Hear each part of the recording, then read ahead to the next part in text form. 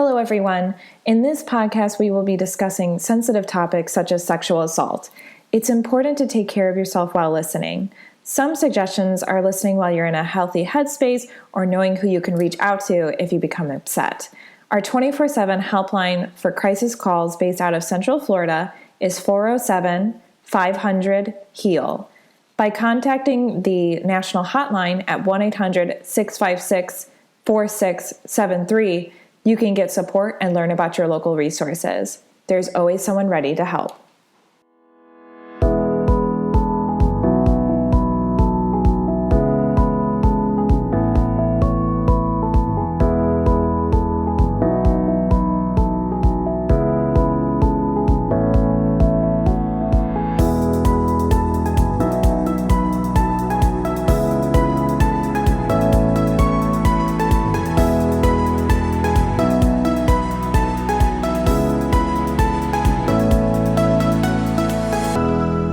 Welcome to the Victim Service Center podcast. Here we sit down with professionals that serve survivors and victims of trauma or those who've experienced violence and have conversations about social issues.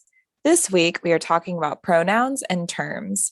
My name is Emilie Mitchell. My pronouns are she, her, and I'm the Education Coordinator at the Victim Service Center of Central Florida.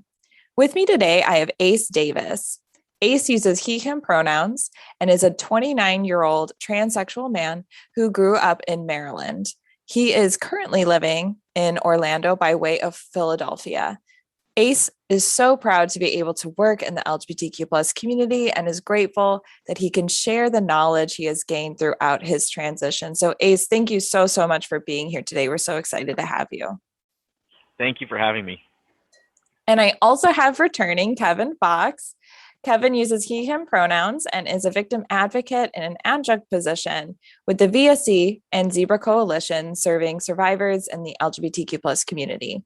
Kevin worked as a high school teacher while receiving his Master of Arts in Clinical Mental Health Counseling from Rollins College. His passion when working with clients is to help them increase their resilience and satisfaction with their everyday lives. He seeks to help clients increase their meaning from life and live more authentically and honestly. So Kevin, thank you for coming back onto the podcast. We're happy to have you. Yes, I'm always happy to be here. I'm really excited to have this important discussion with you both. As really brief introduction, the first week of October in Orlando, it's a little different than other places in the US and throughout the world.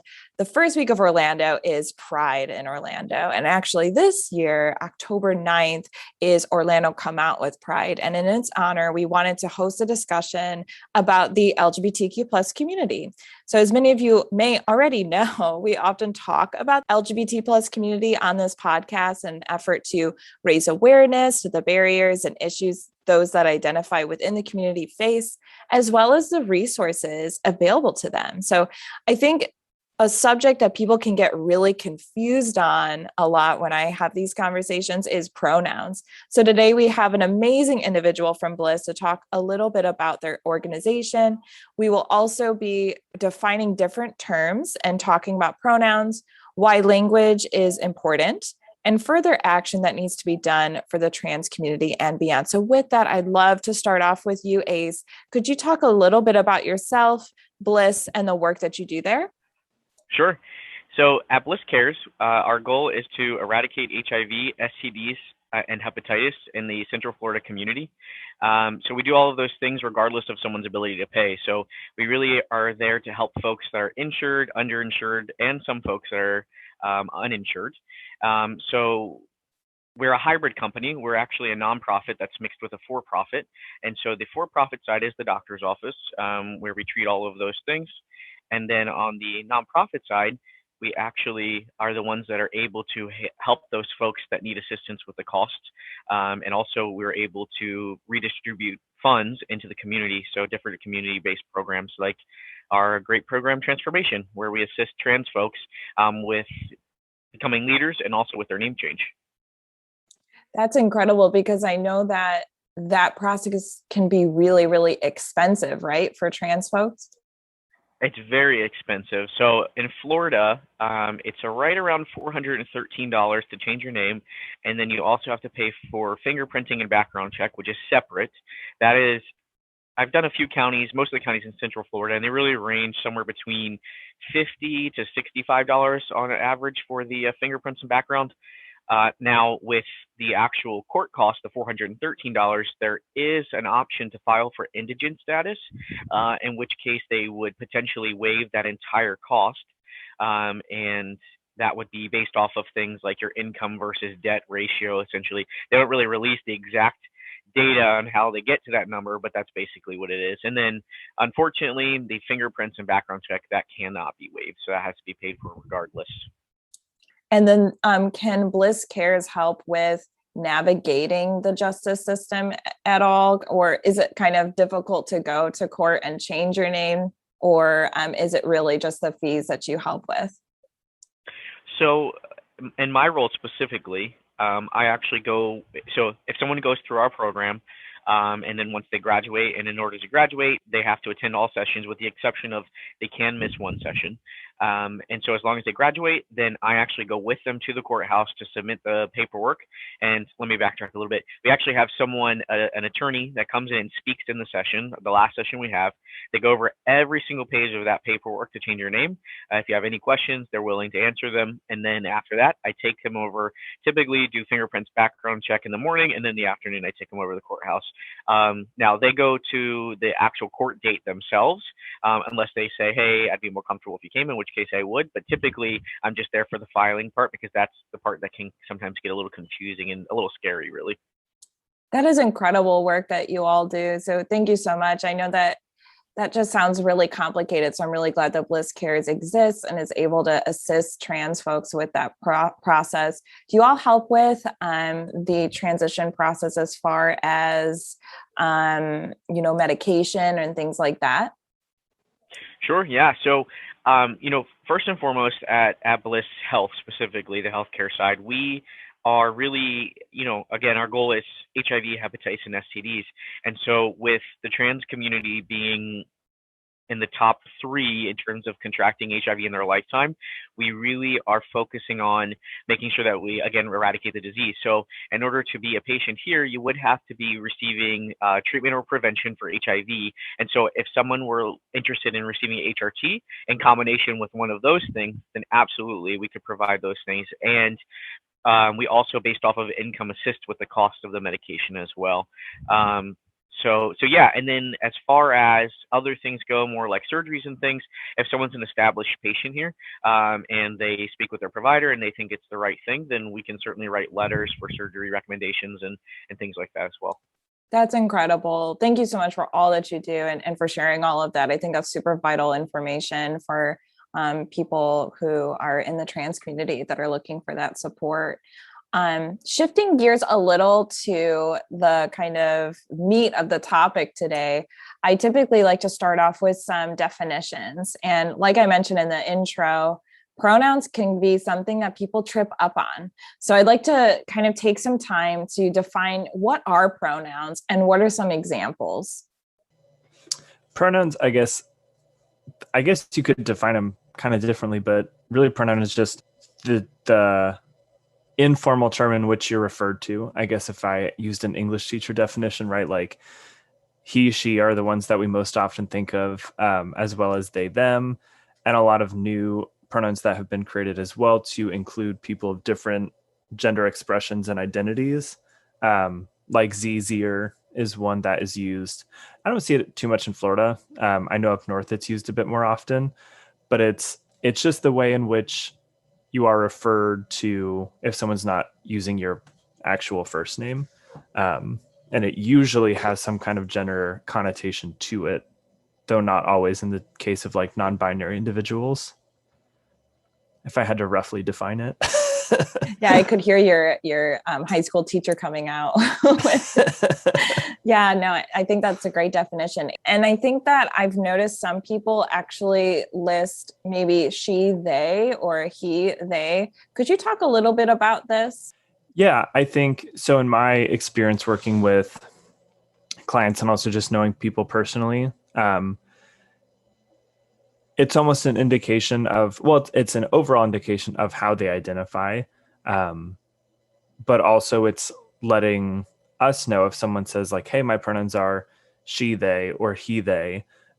Some people may get confused at first, especially if they're not in the community and they're not seeing these terms often, that how can you be two things at once? And again, that gender binary is so different for everyone that it's so specific to how someone feels and what their identity is. But it's just letting us know that there's more than one pronoun that they're comfortable with. There's different ways to refer to them that match how they identify and what suits their gender identity best. I've seen people who even use all three. They're like, you can call me he, she, or they. And that's because they don't identify with one gender. They're gender nonconforming. So any pronoun works for them as long as it's used respectfully, which of course is like the foundational part to all of this, right? Like respecting someone and using the terms and pronouns that match who they are. Absolutely. I think that's, that makes a lot of sense when you explain it that way. Ace, do you find that people, with the work that you've worked with or like the training that you do and things like that, do you find that people are confused or hesitant ever to use the they, them pronoun as a singular pronoun instead of a plural? Yes, a lot of the time. I think that folks really overthink it. I think that the easiest way that I've been telling folks is if they're confused because they're saying, well, if I say they, them, it means more than one person. That's always what they tell me. So they say that it like trips them up in terms of like speaking. And I say, well, then if that helps you, just think as if you're talking about more than one person, but just talk about one person. It really doesn't have to be that difficult. And usually that helps folks. But yeah, there seems to be a lot of resistance. And I don't know if it's like the folks that are really intent on grammar or if they just don't know any better. I'm not really sure. But I always, if they are one of the folks that I think is about grammar, I always try and bring up to them that Merriam-Webster issued a statement essentially redefined and said that they, them can be used singularly. So that usually helps a little bit. I love that. That is amazing. Because it's always good to kind of have that in our back pocket as far as like educators and be like, well, kind of sharing that little piece to it is really helpful, I think. Other terms that you all kind of brought up while we were talking about pronouns was non-binary. So could you define exactly what non-binary is? So it's really hard to, I guess, define it as one thing because it's so broad. It's really really gray. It's not black and white by any means. So it's really anyone, for the most part, that identifies as something other than male or female or man or woman, or girl or boy. So that could really be a lot of different things. And what's interesting also is that some folks who are non-binary identify as transgender or trans, and some others don't. That is such a good point. Kevin, you had a reaction. Yeah, I was just going to say that too. And I know it kind of fits into some of the other topics that we'll be hitting on in the next bit of time here. But just not fitting inside of the singular male-female binary, realizing that there's more to it than just two options. And then also, I one of my friends who's trans posted a while back that trans is the umbrella term, and underneath it are agender, gender nonconforming, non-binary. But it was interesting because some other people who are trans commented and had a reaction. They're like, no, it's more specific. It's not an umbrella term. So that's where it gets so specific to each person's response to that, and each person's identity is unique to them. And so they might not gel with their identity being seen under the trans umbrella, whereas a lot of non-binary folks do see themselves underneath the trans umbrella. So it's very like individual in that sense. I think it also depends where you come from. Like different parts of the world use different identity terms more commonly than other parts of the world. So that definitely plays a factor, but that just speaks to how individual it is for everyone. That's such a good point because I think that we're kind of defining things and we're not trying to put people in boxes. We're just kind of talking about these are some terms that we've come across, but at the end of the day, it's how that person identifies, and that's different for everyone. I was just going to say, in addition to what part of the world, it also seems to be what age group you really fall into, because I've noticed that, I know we're going to dive again more into this later, but depending on the age of someone, they might be using terms that young people today find offensive, but they only use them for themselves. So that has a big impact as well. Definitely. And, another term that I come across a lot too is gender fluid. Is this different than non-binary? What exactly could gender fluid perhaps mean to someone?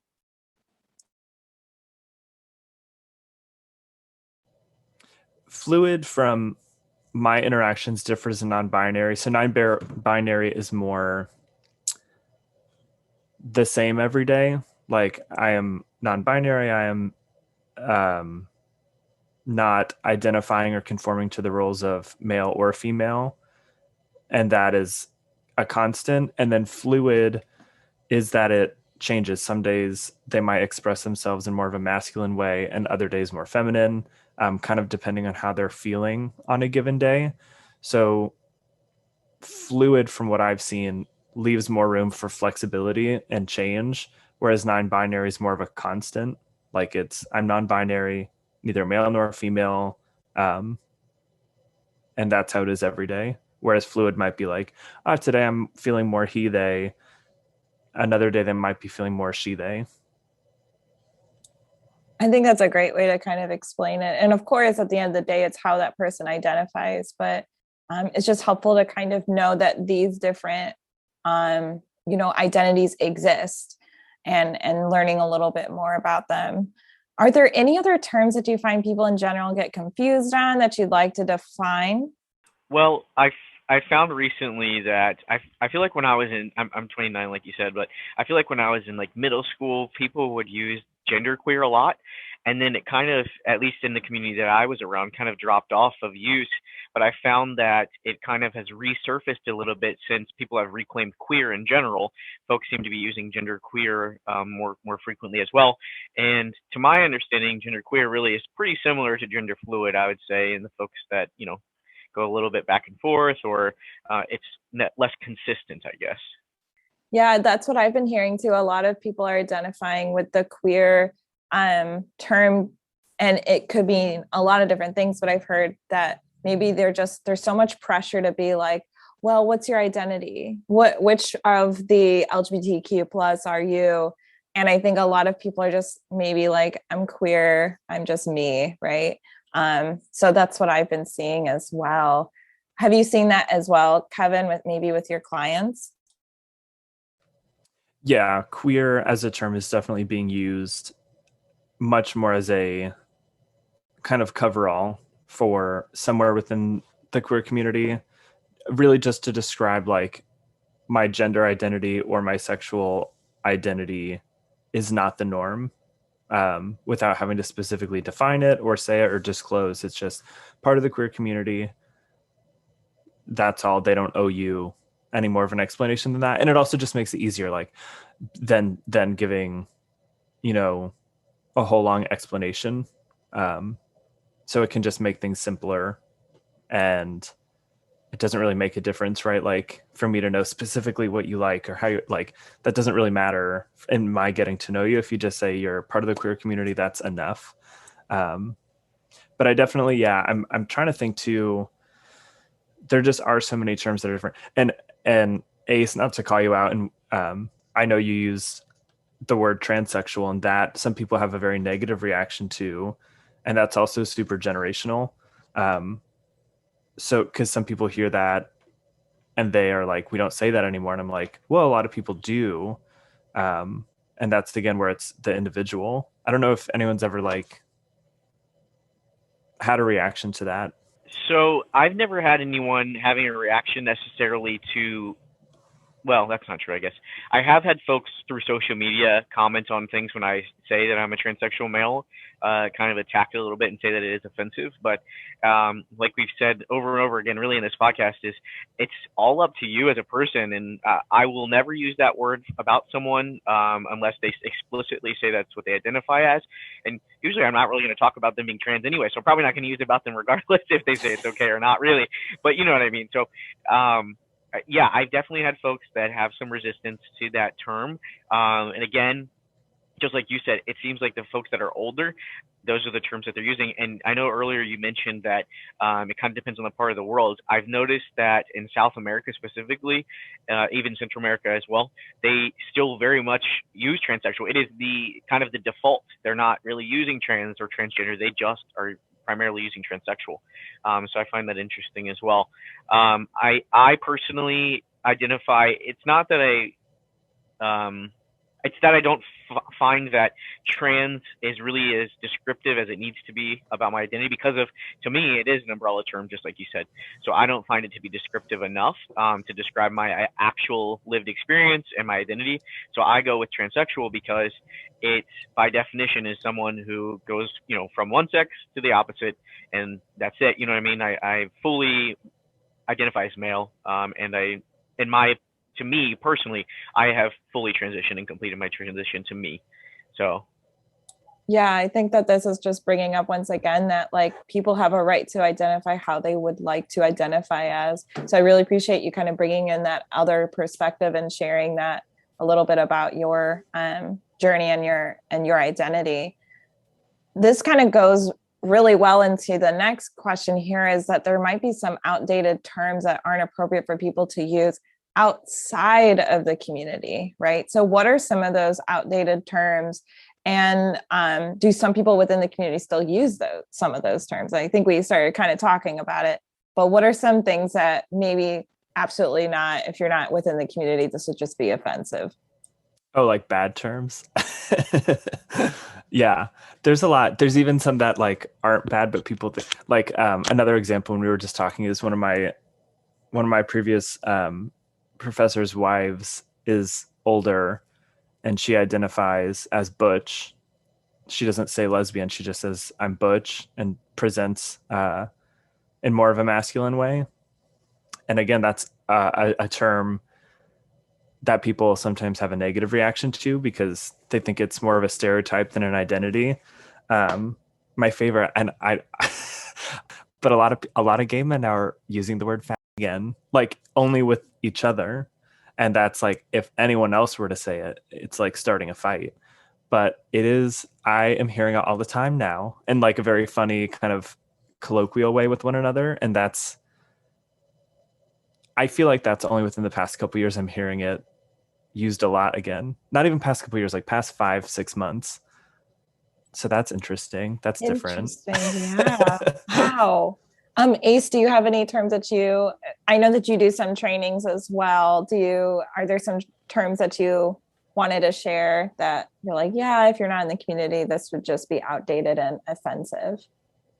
Yeah, so I think it's in the same vein of what Kevin said, is in the trans community, using tranny is oftentimes used, at least within the community, as I can't think of a better word, but banter. It's just we're in this together. It's almost like a camaraderie type thing that it's used for. It's reclaiming, because that is a word that has been used against us. And that word specifically, I have found is used more frequently by the trans women community. And I think that if I had to guess why that is, would be because that word was more often used against them than it ever was used against trans men. And that's not to say it's not used against us, because it certainly is, but primarily it is used against trans women. And so me personally, I don't use that word when I talk to someone else or about someone else, because I have personally never had that word really used against me, not at least in a way that I really was threatened by it. So I don't want to reclaim that as mine. And you bring up a really good point, Ace, and you did as well, Kevin, this idea of reclaiming terms. So why do you think we see people in communities reclaiming terms throughout history? Is it empowering? Is it controversial?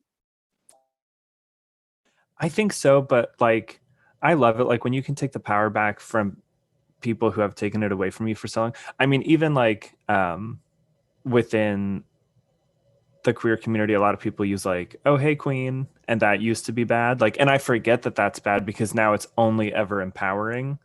But that used to be bad. Like, oh, you're acting like such a queen. Like that was bad.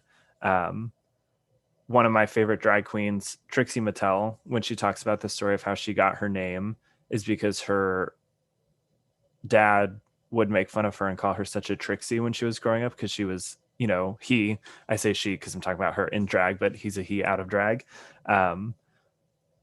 would be very feminine as a kid. And so he reclaimed that and was like, this is my drag name now because I own this part of myself.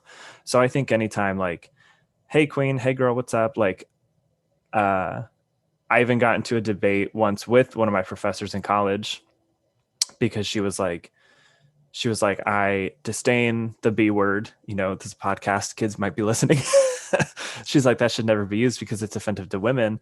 And I was like, this might be dumb for me to say, but like, it was used a lot against feminine men. And now in the gay community, like that's a funny term of greeting, like, oh, hey, B word, what's up? And it's not bad because it's become insider language. Even with women now, I see like women using it to women as to empower them. But then when someone else says it as a put down, then we recognize it's bad. So it is interesting the way language, and I'm sure it'll continue to change, right? Because it always does. But I think when you can reclaim something for yourself, then that's a sign of resilience and, not letting society tell you how to be or who to be. I love that story that you shared of the drag queen choosing her name. And then, yeah, that story, I love that you stood up to your professor. That's awesome. Not stood up because I love and respect her. And she's totally right. And that's the thing, like with language, it's like you can both be right. So it's like obvious. And I would never call that to my professor anyways. But now it's like, I know not to. But still with some of my friends are like, oh, hey, B word, what's up? How's it going?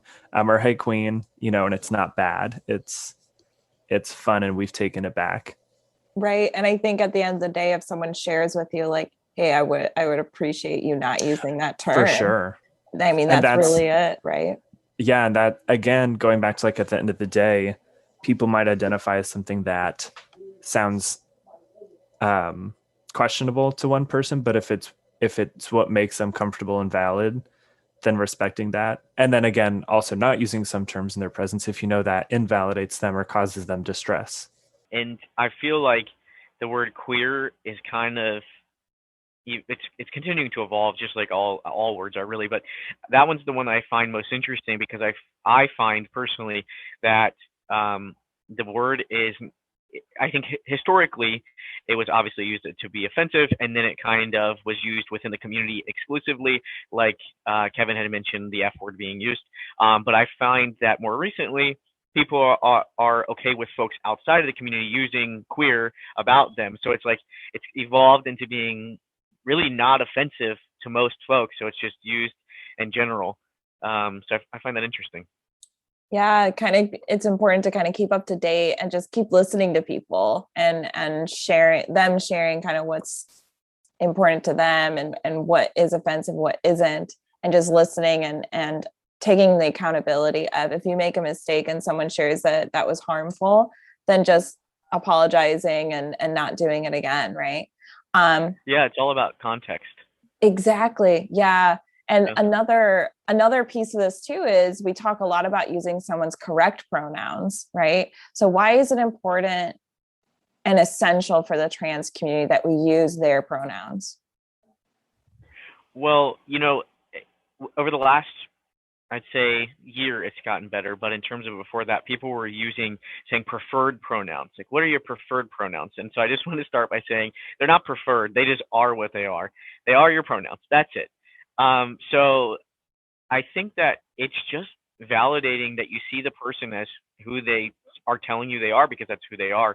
And so by not using the correct pronouns, you're invalidating their existence essentially, and saying that you're not who you think you are. I don't see you as who you think you are.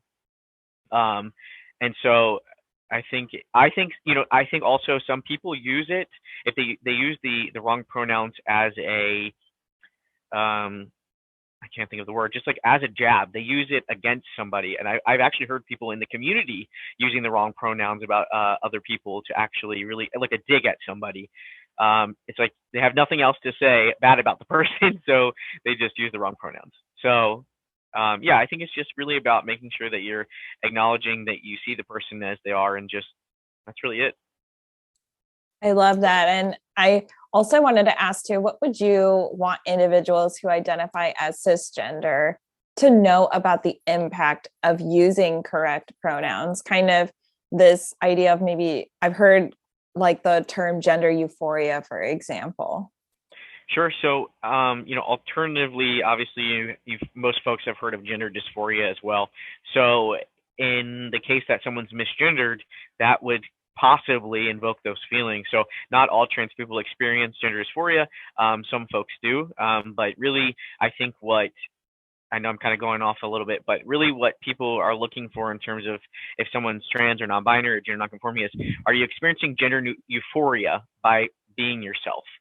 I think it really changes based off of where someone is in their transition, and also who they are. So I think in terms of who the person is, the person who's misgendering the person, who they are in their life, in terms of where the person is in their transition, I would say earlier in their transition, it might make them doubt themselves, doubt their appearance if they are, not, or if they are binary and they're attempting to pass as, binary, which I know now it's no longer saying if someone's cis passing, it's cis assumed.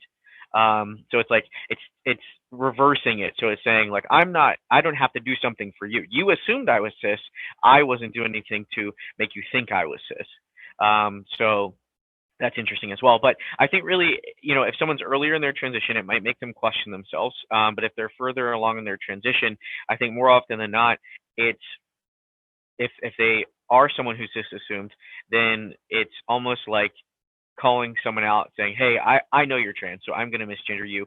Or they, more often than not, it's a person that really knows them personally. It's in their family or a close friend that's doing it. And it's intentional at that point. Absolutely. And I think that some people may be even afraid to use the wrong pronouns or make a mistake. I think that there could be like an anxiety around this. So what would you say to someone who is afraid to use wrong pronouns?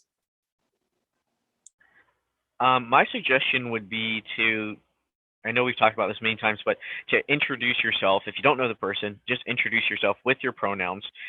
It's much easier to provide your pronouns. If they're comfortable, they'll give you theirs. If they're not, and then they won't. Just don't use pronouns about them. I mean, chances are you could just continuously use their name instead of pronouns. More to that is it's never okay to default to they, them pronouns. I think folks think that, oh, it's gender neutral. I can go ahead and use those about anyone. But for me in particular, at least, and from other binary trans people I've spoken to, we just find that invalidating because it's like when it's used about a binary trans person, it's almost like they're seeing you as like man light, like man, but not really man. You know what I mean? Like a little, like more like I think we talked about this as well, like infantizing, I think is the word. So it's just invalidating as well. So just provide your pronouns. If you don't know someone's pronouns, just use their name. And I went to the hospital I think it was a couple of years ago now, and so I provided my pronouns to the doctor because he asked. And after I told him him, he still said they, them about me to the nurse that was in the room. And so that was incredibly invalidating because to me that meant, okay, I don't see you as a man, even though you just told me you are. I don't see you as that. That is such an important piece to it. I really appreciate you sharing that experience. Yeah. And I would just say to everyone kind of listening, just to drive home the point of what Ace was saying, regardless of how you identify, if you're cisgender, if you're within the trans community, just normalizing, introducing yourself, using pronouns can really help change this culture. So I think that that's super key. So if that is one way that you could take away from this. Yeah, so by introducing your pronouns or by putting them in your email signature or on your name tag or wherever, that's in the past, trans folks specifically, and I'm using that as an umbrella, had to be the folks that provided their pronouns to be referred to accurately. So by providing your pronouns without someone having to ask, that creates the space for, one, trans people to feel comfortable to provide theirs, but secondly, it makes it so that it's not automatically outing a trans person by requesting that their pronouns be used correctly. Absolutely. Yeah, absolutely. And, we talked, Kevin brought up the different other terms for like transgender or transsexual, depending on how someone identifies. But I wanted to talk a little bit about explaining why maybe some individuals would prefer the term trans man over transmasculine. Sure. So, it kind of is similar to what I mentioned earlier. Transmasculine, I think, is really a more broad term. So I found that from my experience that transmasculine has now been coined as an overall term to refer to anyone who is assigned female at birth but identifies as something more masculine. So that could be non-binary people that identify masculinely, gender fluid folks, trans men. It's kind of more, an umbrella term. And I personally do not like that term to be used for myself because, by definition, it just means someone who's more masculine than feminine and who was assigned female at birth. And I'm not more masculine than feminine because I'm not feminine. And so it doesn't really wholly define who I am. And so I don't find that the word is offensive to be used about others rather. But I don't like that it's just being used as an all encompassing because it's really not, in my opinion.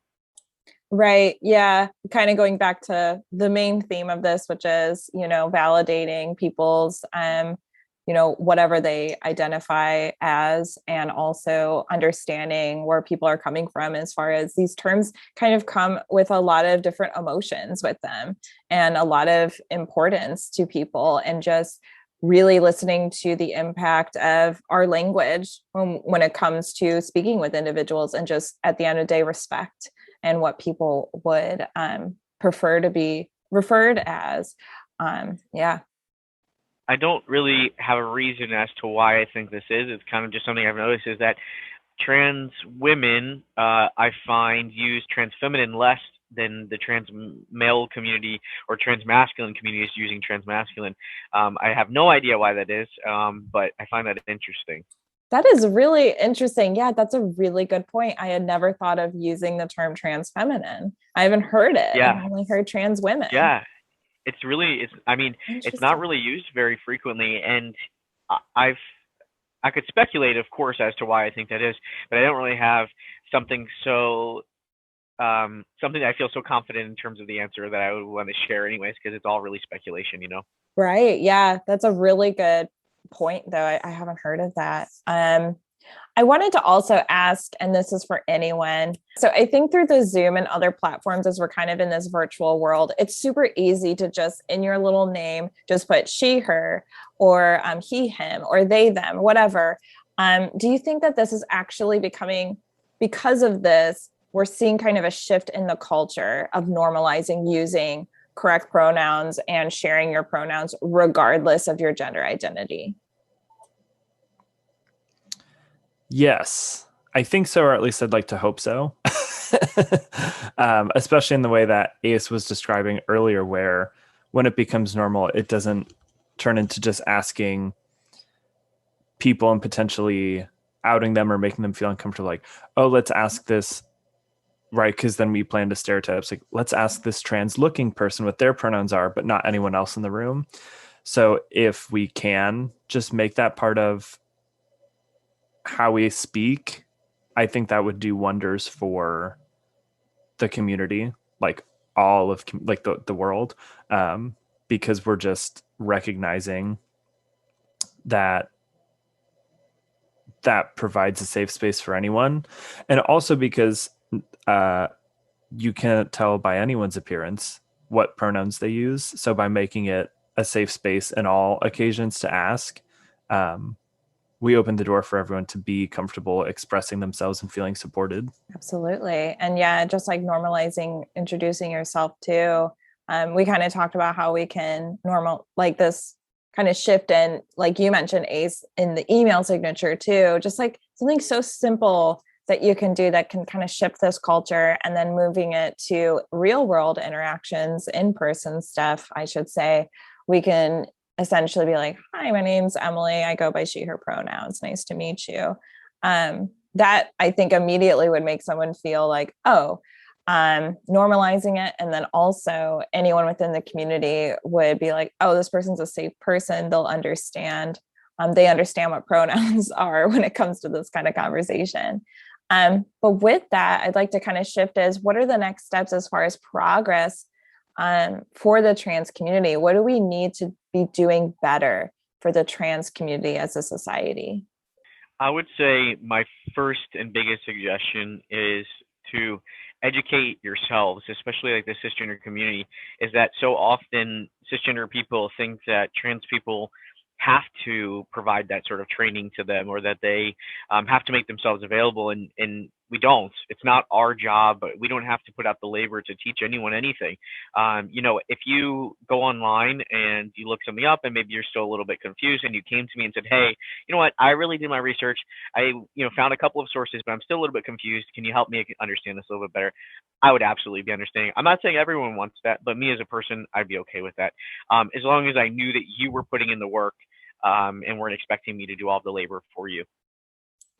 That's such a good point. I hear that a lot when, when someone may have a friend or a loved one who is part of the LGBTQ plus community. They're not there to be, and not everyone's an educator. They're just themselves. They're just being them. And so going to them for everything is very exhausting, and we can't absolutely ask that of anyone. So I appreciate you kind of sharing, kind of doing your research. Are there any starting points that you would, refer to someone as far as like, go to these websites or read this book, or anything that you want to share? Nothing really specifically. I would say, in the later half of 2021, there's a lot of resources online. I would say I personally would stay away from some blogs probably. I would say probably stick with more. I know like HRC has some guides. I know that I think GLAD has some guides on there. I would kind of stick with those because it seems like those have been more vetted. And it's not just one person kind of shouting into the void what their opinion is. And I find that on blogs, sometimes you can end up in kind of like a rabbit hole, and then you find stuff that's not necessarily accurate by kind of working your way through it. So I would say stay away from blogs, kind of stick with reliable sources. That's a really good point. Yeah, we don't want to be finding ourselves in echo chambers. Super important. And you mentioned education. So I wanted to hear if you and Kevin can talk a little bit about some of the work that you're doing with law enforcement and your trainings. Yeah, I mean, both of us were lucky, and obviously you've been at all of them too, Emily. So you've been there with us. Really fortunate to be invited by OPD to every couple months train that new class of recruits coming in to just talk about, on my end, Victim Service Center, talking about respecting survivors. How to make sure that, especially as marginalized groups and LGBTQ people, that they're supported by law enforcement so that they get the help that they need. And then Ace, and I'll, let you elaborate, talks a lot about trans competency and pronoun usage, which has been a big letdown in the past by a lot of law enforcement officers. So it's a really great opportunity we've been given, and hopefully we can start seeing some of the change that is going to make in our Orlando community. Yeah, so at this point, I'm really providing Trans 101 training to the recruits. Now that's basically like Kevin said, it's a lot of pronouns, it's a lot of terms. Really, that's the majority of what it is. So most of these folks have little to no experience with trans folks, and like Kevin mentioned, there were some hiccups and I'm using that word because it's a nice word, done by the local law enforcement a few years ago in relation to a trans woman who was murdered. They misgendered her in the description. And so the community rallied together and really stepped up and said, look, you guys are doing the wrong thing, and corrected them. And, I have to say that I am proud of the Orlando Police Department because they've really put their, for lack of a better term, money where their mouth is. They've really been doing the work to make themselves, educate themselves, their recruits. And I know that I know that maybe I shouldn't say this, but I know Amanda had asked us or had mentioned maybe being able to provide the training as well to the current law enforcement, which would be awesome as well. I think that would be a little bit more than 101, but I think it would be also important for them to really learn more in depth.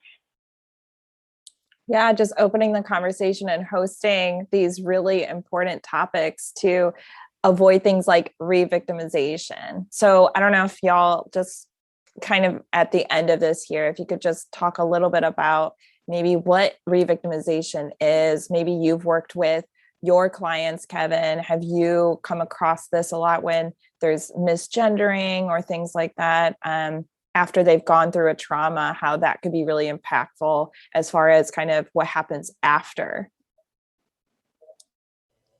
Yeah, re-victimizing is anything that can happen that makes the client feel as though they're being victimized all over again, whether it's reliving the trauma, whether it's a new type of victimization throughout the help-seeking process. Being re-victimized essentially is reactivating all of those feelings of distress that, being the victim of anything would bring up.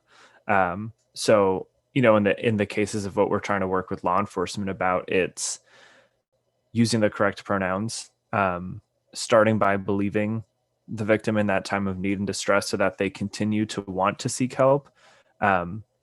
We know that a lot of the times people don't seek help is because they're worried they won't be believed or taken seriously, or they're going to be stereotyped or judged based on who they are and how they identify. So when we have law enforcement that is knowledgeable and equipped with the right information to uphold their identity and validate it and respect it, then we immediately build a lot more trust as a community, and we can get more done. We can actually see people of all marginalized groups receiving justice, receiving support, and feeling like law enforcement is behind them instead of against them.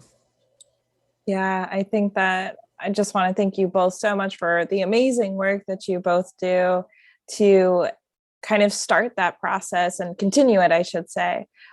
So I hope that, it just builds and builds from there. I think that's a wonderful place to sign off. Before we do, is there anything that you, Kevin, or you, Ace, would like to say to allies or trans individuals who may be listening? Just some last words. I mean, continue, like Ace said, educating yourself, number one.